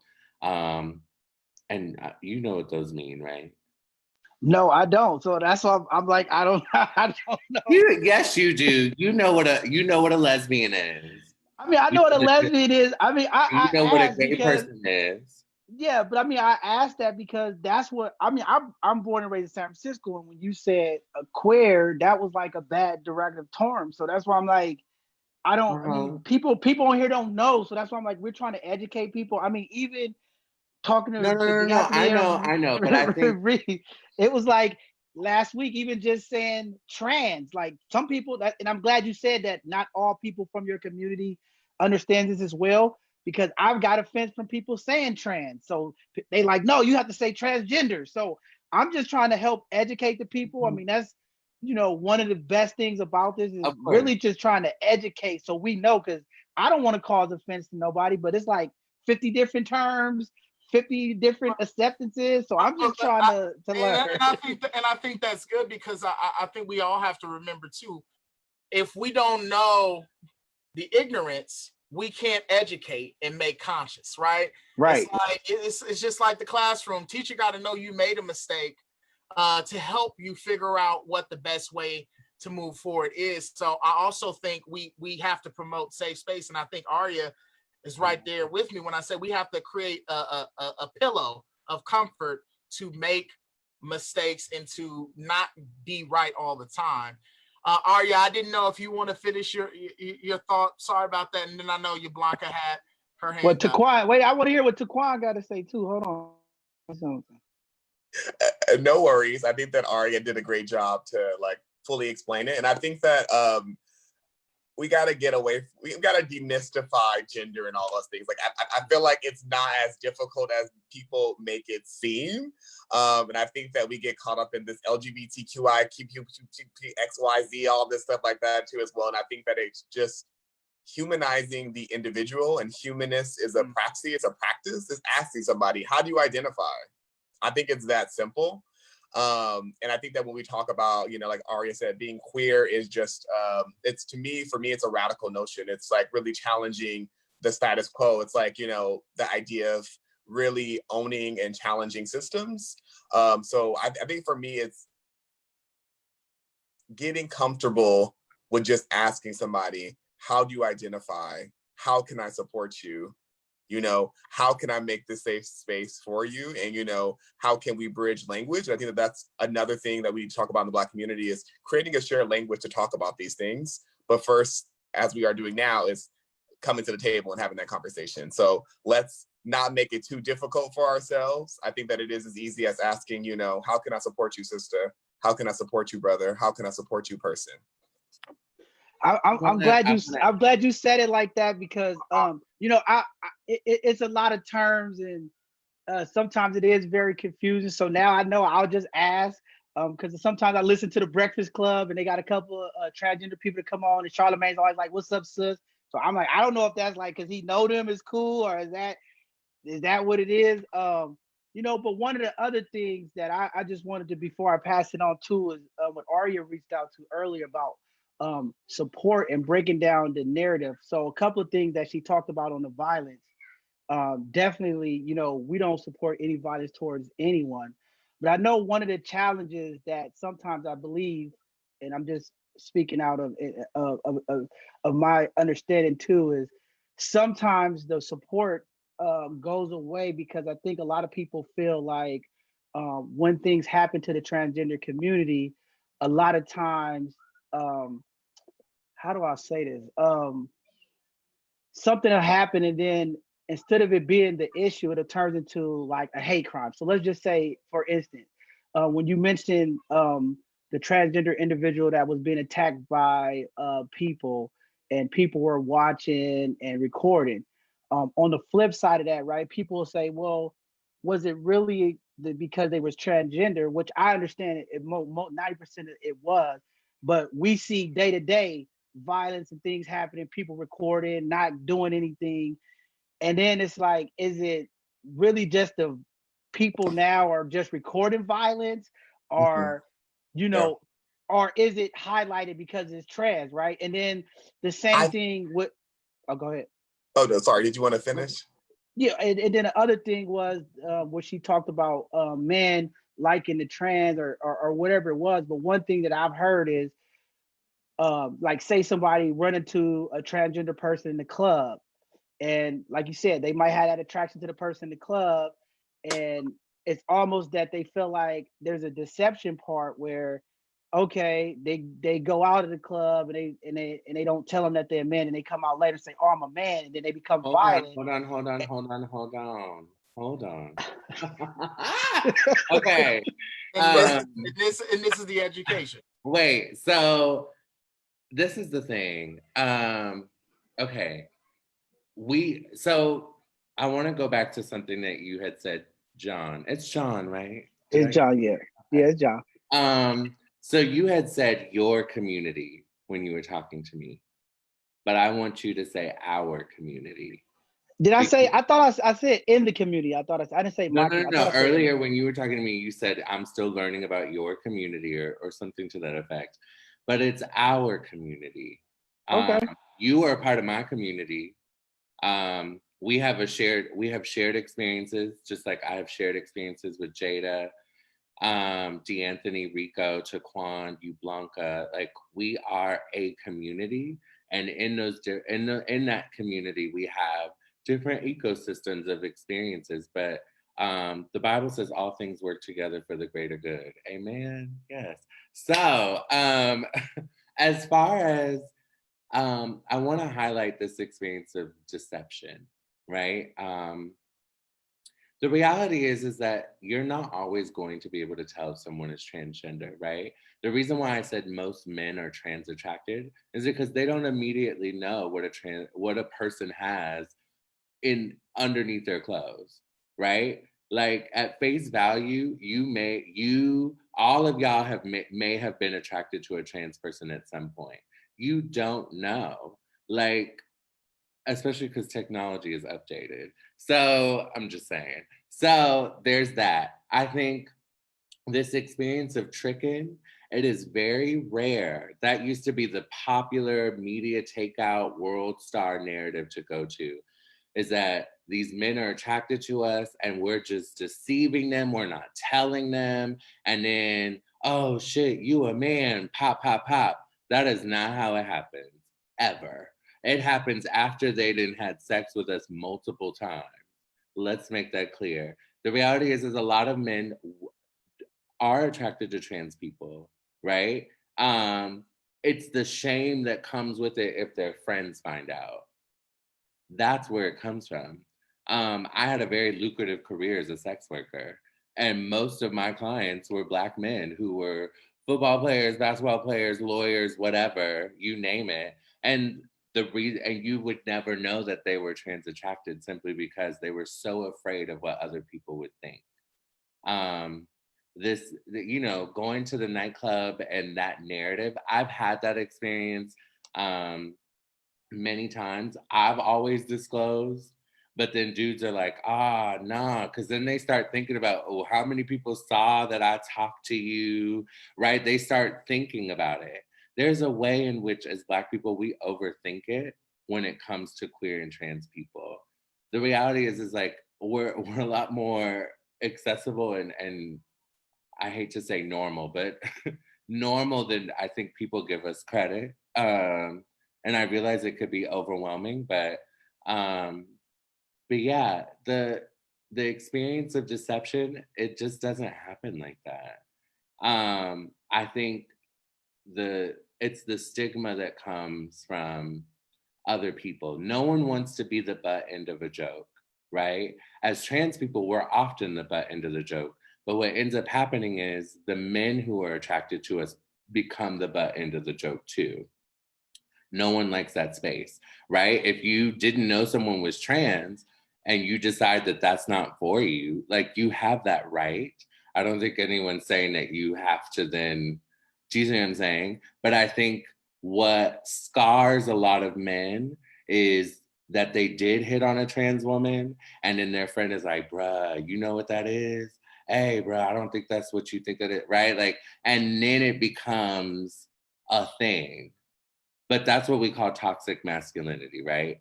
Like Now your friend saying you gay. So or like that is playing in your or your head. girlfriend, or you used to sleep with what? Like all those things play a part in shaping a culture that then makes trans people walking target. So when we're talking about trans women being attacked in LA, it is obviously because they are trans, right? Like that shit does not happen in the same way for other people, right? Not saying that people don't get their phone snatched when they're waiting for an Uber. That happens at the BART station all day long. But in particular, in this instance, these men were taunting these women. If you saw the video, making jokes about them, calling them a man. I'm gonna hit you like a man, hit one of the girls with a crowbar. Like, that is a hate crime, right? That is a targeted offense of violence. Um, and I think because violence is so normalized in against us, that there's a way that we think about it and we then detach. And that's what I was trying to address earlier, is that we shouldn't be normalizing it. We shouldn't ever be justifying it. When I go onto the Breakfast Club and see that people are commenting about trans women dying and being like, oh, well, you know, nowadays they be tricking. You can't tell the difference these days. And that, you can't do that. You can't justify why someone's life is being taken away from them simply because they breathe. If men are attracted to me, that's their issue, not mine. I'm just walking down the street, minding my own business. And that's often what you see too, is a lot of trans women are just being their beautiful, badass selves, walking down the street, dudes catcall, right? This happens to me on Market Street all day long. Walk down the street, hey, what's up? Hey, damn, you thick, da da da da da. 5 minutes later, that's a man, bro. Oh, that's somebody's son. Da, da, da, da.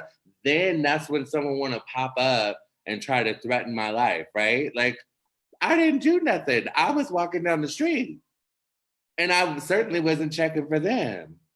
No shade, but do you see what I'm saying? But then the blame goes to trans women, and that's what we have to stop. The same thing happens to Black cis women all day long too. I saw a video on Instagram recently of this cis Black woman coming out of a gas station, and these 6 dudes were following her.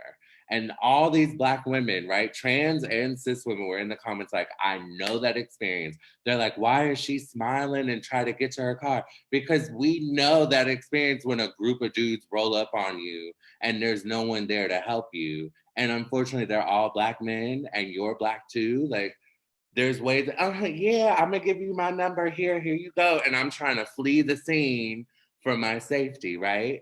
But we have to, when we talk about understanding trans women, trans men, queer people, I think as a Black community, we also have to talk about the ways in which a lot of Black men embody toxic masculinity, and then blame Black trans and cis women for incidences that they perpetuate.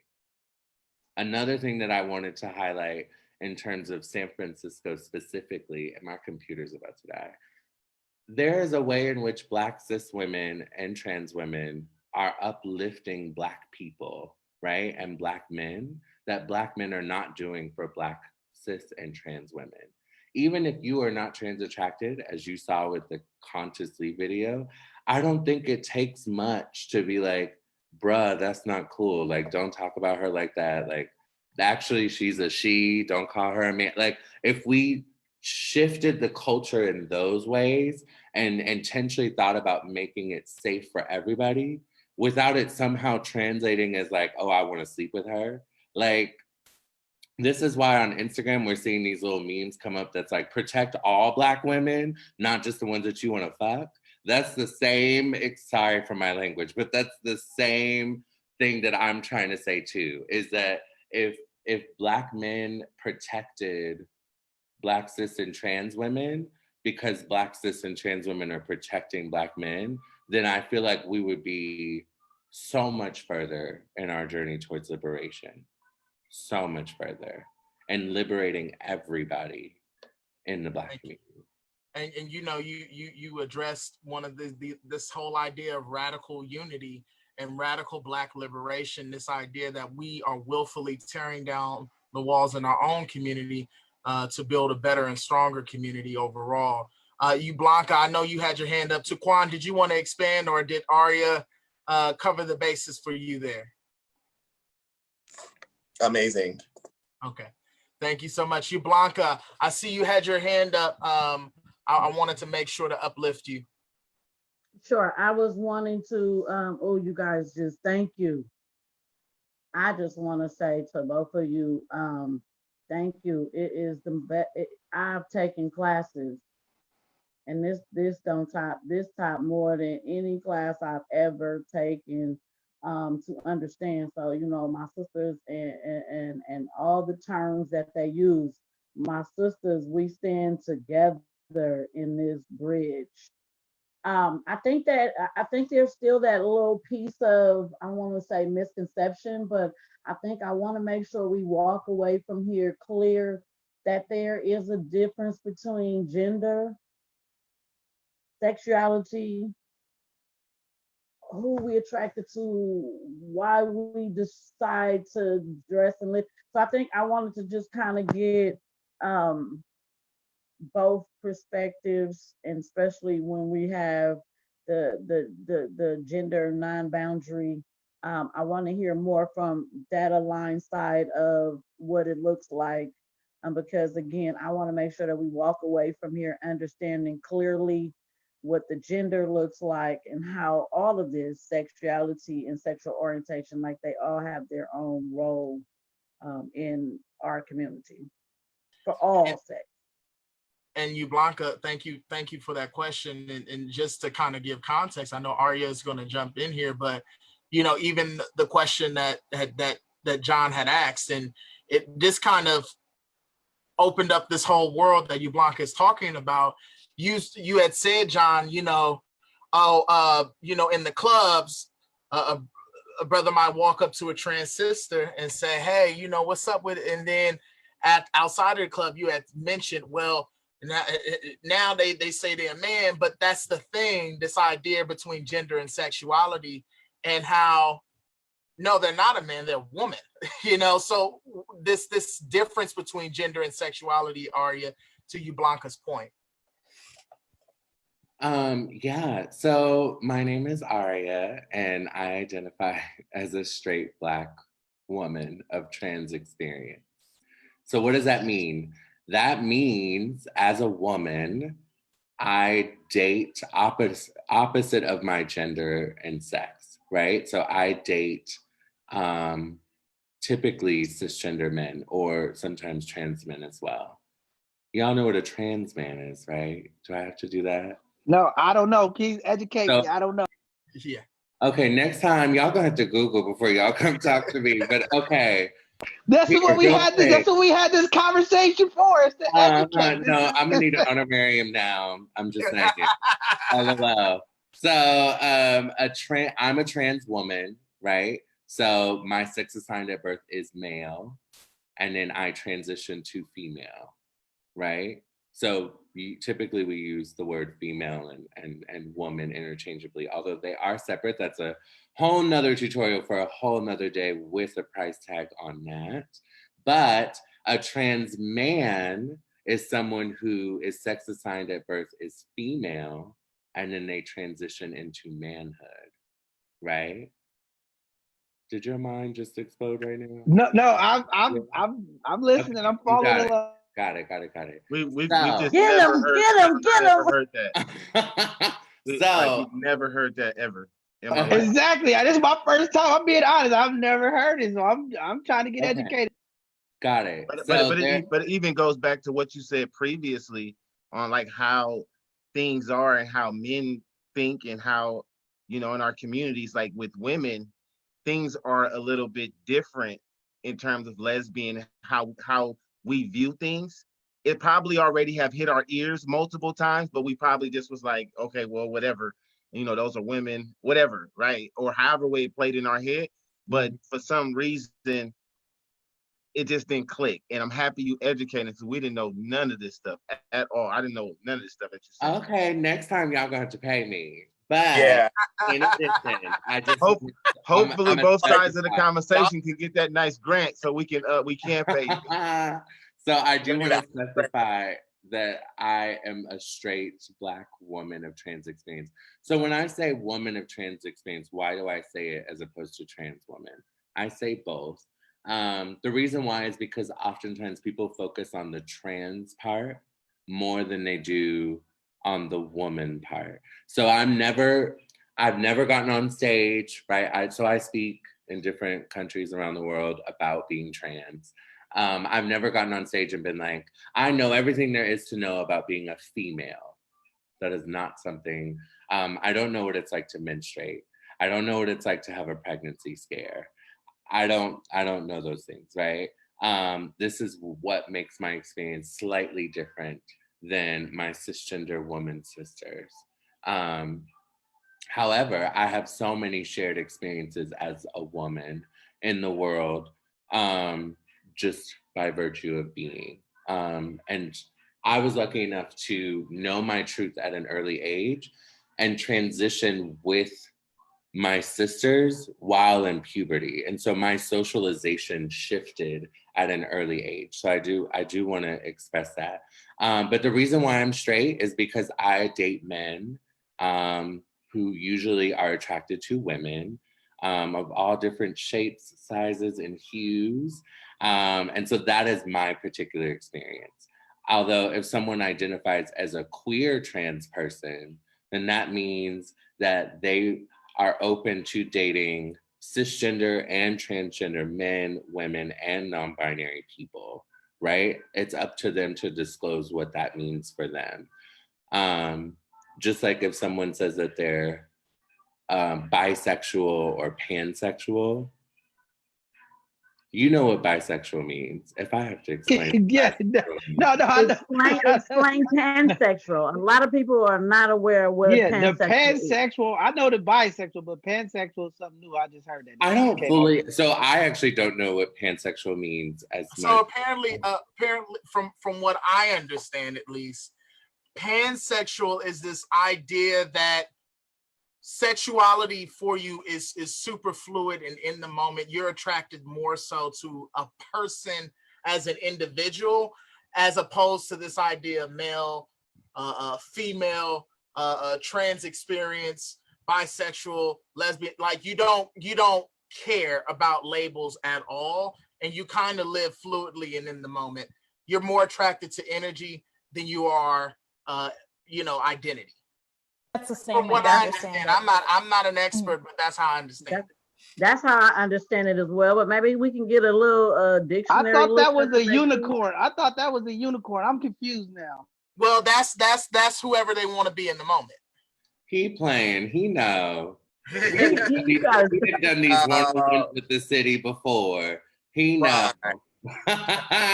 I'm like, they go through all of that when you work for the city. I know. I helped create some of those trainings. I'm just saying. That we do HRC if you would like. And I can give folks a training, any of that information. I actually get paid for it. So if you need more information, we can get that to you and the viewers too as well. I'm just giving y'all a hard time. I'm sorry. I feel like I'm on the Breakfast Club right now. So I think it'd be really good to really do something like that. Not just with us. I think like it'll be important for the Black community in general to get that type of training. And I know I'm down with it too. Hey, can I just ask this one question, D'Anthony? Yeah, it's gonna be of course. Quick. So just real quick, I heard you say supporting Black men. So in a lot of the work that I do, it is advocacy around supporting Black men. I have an organization called Black Men United, trying to unite Black men in the community and trying to support them. Because a lot of times in a lot of meetings that I'm in, there's not a lot of Black men in those meetings. A lot of times it's very educated Black women, which is fine. I really don't have an issue with that. But it's sometimes the issues that's happening with Black men in that, like, for now, really aren't being addressed. And what I mean by Black men, there's layers to it. So you have the first class, right? You have, rich, middle class, poor. Then you have, as far as educational status, and then it's those different layers and different levels, right? And a lot of times the poor Black man isn't being represented by poor Black men, right? So you have someone like me, and I would represent someone, and sometimes in what I do know, I try to represent them, but sometimes I might misrepresent. So how can we, because I heard you say supporting Black men, how can we get more support around that? Because a lot of times we continue to fall short when it comes to Black men, because a lot of times they're never at those tables. I mean, I advocate, I try to get them to the table. They don't come to the table. People say they're working with them, they're not working with them, but it's like, we need more support in trying to figure out how do we get these men to the table so that we can better understand their experience and what they're actually going through down deep in the trenches. I can speak on that as a Black man. I think that we shouldn't push the labor onto our Black women. I feel like they do a lot. Cheryl Davis, namely. So hold on, it's not just Cheryl Davis. I love Cheryl. I know. Love You, you. yeah, You but are still my director. I adore you, but it's not just her.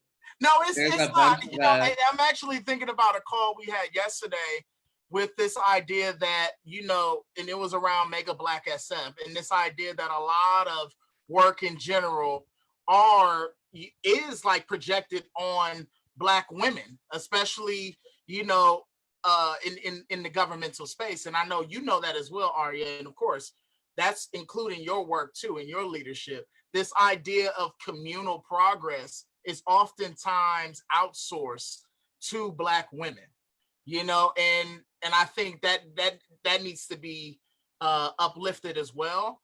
And Taquan was doing that perfectly. So I definitely I know it's not just Cheryl, but you know, just thinking about a call that was yesterday where they were like, we're always projecting on Black women, you know. Y'all are. I did have a question. I want Taquan to finish, but Rico, and John, and the work that y'all are doing with Black men, I had a question for y'all.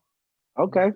Are y'all teaching Black men about Black feminism and how to protect and promote the equality of Black women, Black sisters, Yes. trans women? Yes. Oh, of course. Y'all just pulling out Barbara Smith and Bell Hooks? Who? Say it again? Right. Right. I'm trying to get them. No. In a lot of work that we do, we definitely uplift Black women. Like that's without Black women, there's no Black man. I mean, some people say it the opposite way. Without Black men, there's no Black women, right? So I say, in my opinion, without Black women, there's no Black man, because I believe something a little bit differently. I believe women are the creation of Earth. They're like the second thing to, you know, our higher power in terms of being able to give birth. So I really lift that, and I always try to teach them to empower our women, lift them up, do as much as you can, respect your mom, respect every Protect woman. them. If you're a woman, you say you're a woman, I respect you. I'm gonna lift you up. I'm gonna support you. I got you. In saying that, I just want the audience to understand that God is a Black woman.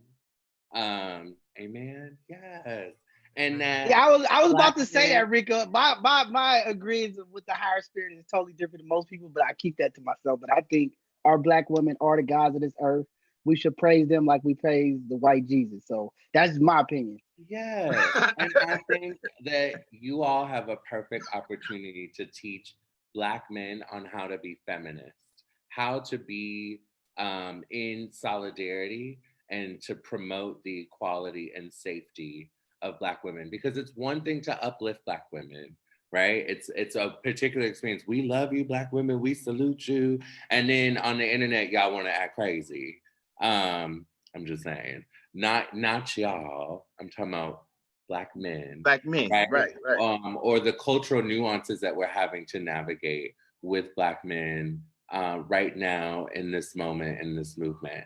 And so how beautiful it would be if we were teaching Black men on how to be feminists, how to transition their masculinity into something that is in solidarity and in support of Black women and empowering Black women, because Black women are doing that.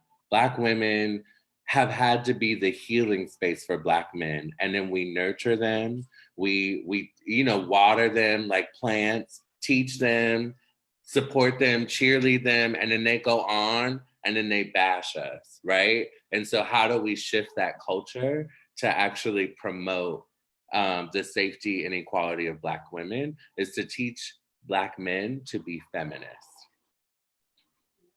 Yep, and I think we're doing that. 100% And I know, just to hear both sides of the conversation, we wouldn't even be able to do the things we do without our Black women. And Jada, we love you guys. Asia, Kasha, all the work you guys do.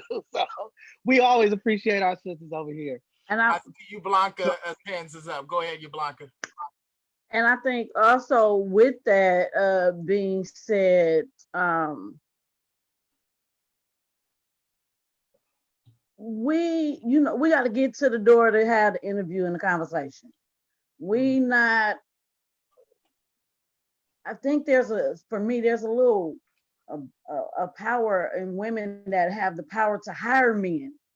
We not trusting that when we have the hot power to hire Black men and insert them in the roles that will be able to bring back that bridge. It's something that I'm noticing that women, I ain't gonna just say women, Black women in power that can hire, but the power of the hand that hires is something about, we got to keep that Black man out of this work. And I think that it does start. I've been trying to say this to my brother as well. You know, we need to make sure that our young Black men know what it is to be a man. It's okay to be in touch with your feelings, okay to cry. It's okay to know how to cook and clean. It's okay to learn how to do ballerina. I think that when we have the Ricos and the John Henrys and the ones that align with the other different people, we're starting to send a different message to the community that, you know, we need to build our Black men up. And we build them up as young men, but now what are we saying to them in the conversation? And the conversation still needs to be open, because I want to be able to know that our up and coming generation can express themselves to any man, straight or gay, or and say, hey, this is how I'm feeling, and be able to lead them in a direction, you know, to be the nurses, to be our next Congress, to be in the positions and the places that they need to be, and recreating some of that budget in San Francisco. There's a lot of people that, a lot of lifers and different ones that come out that have visions and dreams and aspirations to be in some of these roles that we need them to be in. But the politics of the system sometimes is, I'll deal with a woman before I'll deal with a strong Black man. It's still a threat and intimidation. So I think we still have to work with our babies and understanding that what it is to be a man. I think you have to start with teaching them what it is to be feminine in order to be able to say, this is what a man is. And that's another conversation. But what does it mean to be a man? You have to be in tune with it all. And I think this today, and I love you all, this is a good platform and a start, so we can start showing our children that it don't start at what you see. It starts behind the scenes and teaching them how we feel and what we were told and how we're going to change it. So I would love to see some more Rico and Johns in the city halls and bring in some more of the young ones in our community that are now moved by the movements to change. But we women in power got to trust that they know what they're doing, and we have to wrap our arms around them as women and say, no matter what you look like on the outside, our Black men need these jobs, and we need to stand with them and make sure that we get what we need for the whole community. And I would Right. extend So on I that. want to let. Okay. Can we I let want to Taquan? let Taquan finish because we I getting want to close hear to you. end. Yeah, cause I Yeah. was about Hold to on. Hold wrap on. it up, but I Hold forgot on. Taquan was in the queue. Go ahead, Taquan. Nope. That, I don't really have much to say. I think that everything has been pretty expanded upon, so I don't want to do any circular conversation as I'm an introvert in nature. And I just want to just kind of talk about some of the stuff that was the person's name Yolanda that just spoke. no, you Blanca. You Oh, Blanca. around the idea of raising our next generation of Black youth. I think that the most important thing in regards to just dismantling gender oppression, racism, is raising our Black children to be human beings and to fully be able to live and breathe and have their lives actualized. All that rest of the stuff we can just throw out the window. I think that it's important that we raise our children with humanity and with good principles and education. I think that we need to challenge system of oppressions, and I think that we need to challenge toxic masculinity, as Arya said.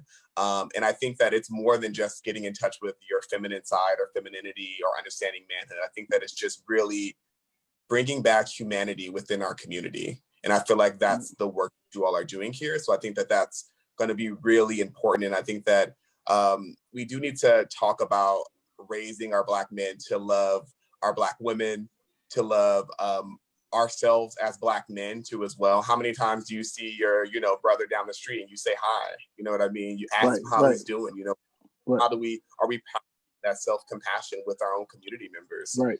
That's a important thing. So I'm just gonna leave it at that. So that's all I wanted to say. Yeah, and I appreciate you lifting that, John. I know. Did you?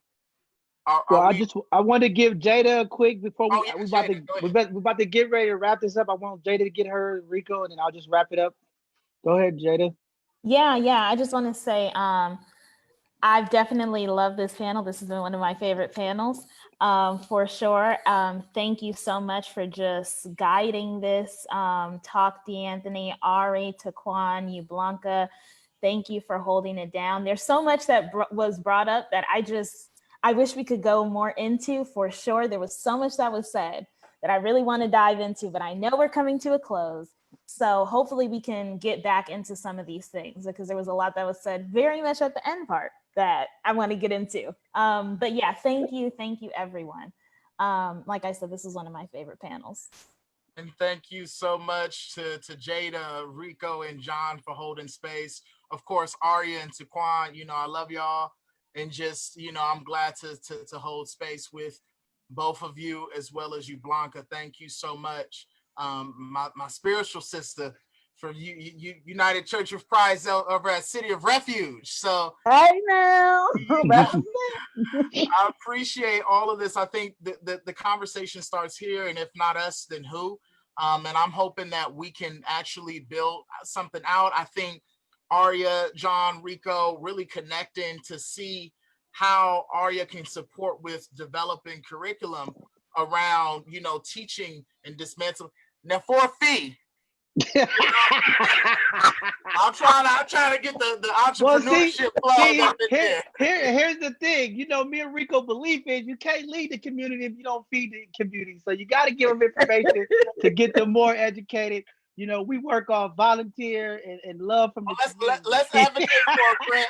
Let's advocate for a grant to where you can do that. And one of the contractors y'all would use for that grant is Aria to really help dismantle these systems, and Taquan too, because I think in our spaces of teaching, especially Black men, cisgender men, this idea of dismantling these stereotypes is going to be important, and allowing them to be vulnerable. Like I've had more dirty looks from driving in Black communities than I have in white communities. This idea about who is that rolling up in here, and I think that comes in result of us internalizing our oppression. So, with that said, just wanted to go and just collect us back to this idea of radical unity. That's what this is about. So we are going to be radically united by the end of this. And I just want to leave it to Aria, to Taquan, to all of us on just what do you think radical unity looks like for us in the Black community? Yeah, sure. Mine's is pretty short and sweet. I want to leave folks off with a quote from Audre Lorde, who is a Black lesbian queer woman of color who has done a lot of work around anti-oppression and challenging patriarchy, which I really hope that Black folks can really lean and research Audre Lorde. And it's a simple quote. It says, "It is not our differences that divide us. It is our inability to recognize and accept and celebrate those differences." So those are the parting words that I lead. And thank you all for having me on this wonderful podcast. Thanks. Ashe. I really love I love that quote, actually. I think people need to learn more from Audre Lorde, because so much of our current movement for Black life does come from the politics that she developed as a queer Black woman. For me, I think radical unity is a culture shift, and shifting the ways that we see each other as not as single issue people, but as full-bodied people. And I wanted to leave with you all that some of our most celebrated folks have been full-bodied people that you don't get to hear about. Langston Hughes was gay. Malcolm X dated a transgender woman. Don't believe me, Google it. James Baldwin right? So much of a thought leader for Black community, but had to hide that part of himself from other Black people, except for people that were really close to him. Zora Neale Hurston, same thing. So many of our icons in civil rights, in literature, poetry, Black culture have had to hide parts of themselves to be palatable to our own people. And so what would it look like for us to accept people as full-bodied people? That to me is the seeds for radical unity. Thanks, All right, y'all, for having me. Thank you. Rico, what you got to say before we close out, Rico? I just want to say I am so happy right now. I mean, radical uniting for me is exactly how I am as an individual. I think that I embrace judging individuals by the content of their character opposed to, gender or sexual or preference, or like, I'm gonna judge you by your character and how you treat me. So that's just how I am. And I urge other people to think the same exact way, and respect people how they are, so. I just want to say thank you guys for tuning in this week, both sides of the conversation. This was a great conversation. That was very educational, informative. I hope that the people in the community take this information with love and respect, unify radically, and let's come together and make a difference and change. Love each other, support each other, lift each other up. We got more of these conversations coming on both sides of the conversation. Please tune in this week as I'll be teaching my baby steps to investing. We got our Zoom going back, and we're going to be doing that, and we're going to continue to educate the community. We're going to continue to bring resources through both sides of the conversation to the community. So we just appreciate you guys tuning in, and we're looking forward to the continued conversation. And we're just going to end with that. We love everybody. Stay safe out there, and keep doing the great work you're doing. Thank you, D'Anthony. Yes, thank you, D'Anthony, our great Mr. co-host Jones, today. Mr. Jones. Thank you. I ain't got nothing going on. Jada, you can end the live, Jada. Jada, you can end the live.